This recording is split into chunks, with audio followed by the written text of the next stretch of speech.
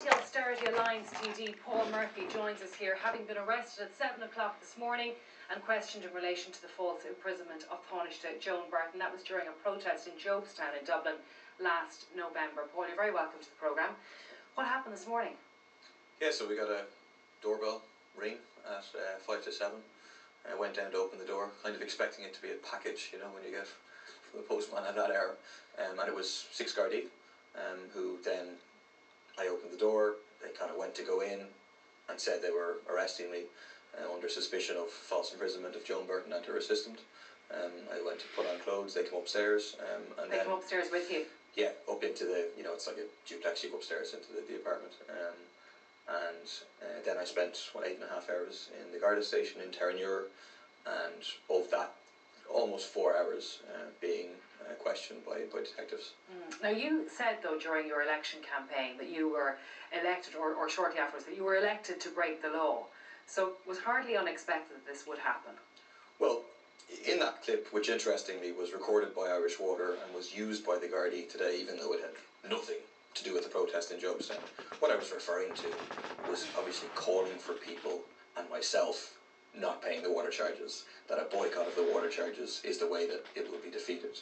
And that's what it was clearly a reference to. Why would the Gardaí have played that clip to you today? What were they saying when they were showing that to you? They actually just put it to me, oh, you say you were elected to break the law, in an attempt to connect it. I mean, this is a very worrying development. It really is, that there's no question that this is political policing. Right? You have a protest of hundreds of people. What are you saying though? I mean, are you saying that somebody in government is saying to the guards, will you go and arrest Paul Murphy because we don't really like him, he's annoying us? I don't know who made the decision. I don't know if it was a decision at the top of the Gardaí or a decision in the government. But I'm convinced that it was a political decision. That's a very, I mean, that's a really serious allegation. But look at the evidence, right? Hundreds of people protesting.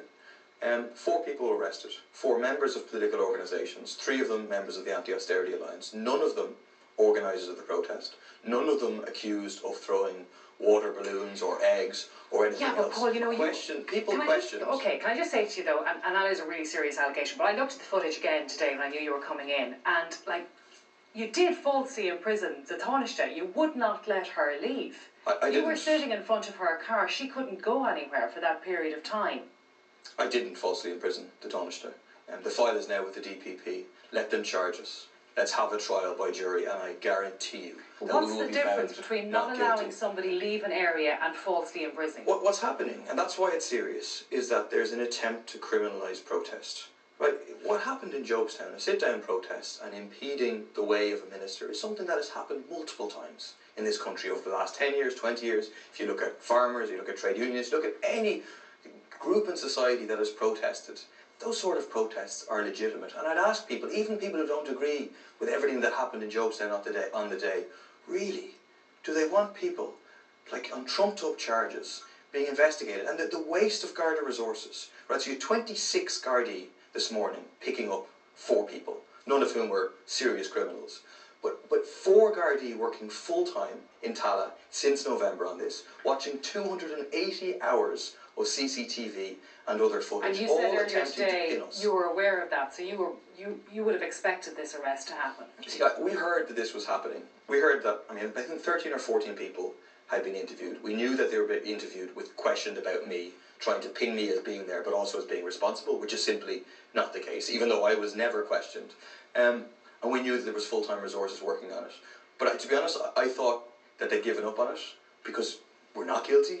We didn't falsely imprison the Tanaiste, and they should have known that it would backfire on them. And therefore I was surprised when it happened, because I thought, like, that's November. We're now, in the middle of February. Will this change the nature of the anti-water protests and your involvement? I mean, did you get any sort of a fright today when this happened? I got a fright when you open the door and there's the Gardaí. But you've been arrested before. But I'm not going to be intimidated by Gardaí arresting me, by political policing happening, by attempting to criminalise protesters, right? Because that's what I think. That's why I think they have 6 Gardaí.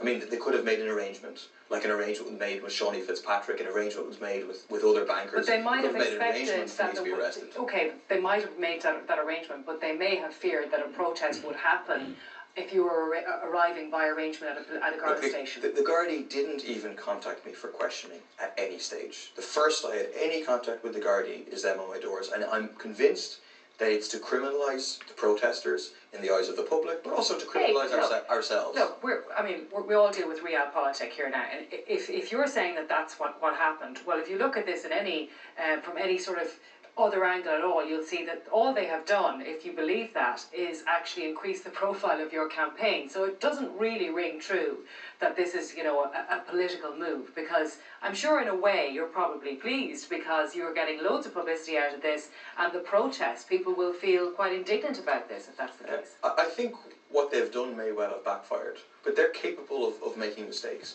But I think what they're trying to do is they're trying to cut off the so-called middle ground away from the anti-water charges movement, and that's why the criminalisation comes in. It says that protest is illegal, protest is criminal. When the next major protest happens in March, for example, don't go on it. And in particular, it takes place a week after the registration deadline, which was a disaster for Irish Water, and a couple of months before the payment, which is in April. You're not going to change your involvement at all. You're going to stick with it. Not at all. Okay. And the way this is going to be beaten is massive non-payment in April, and that's the thing above all that they're scared of. Paul, you're going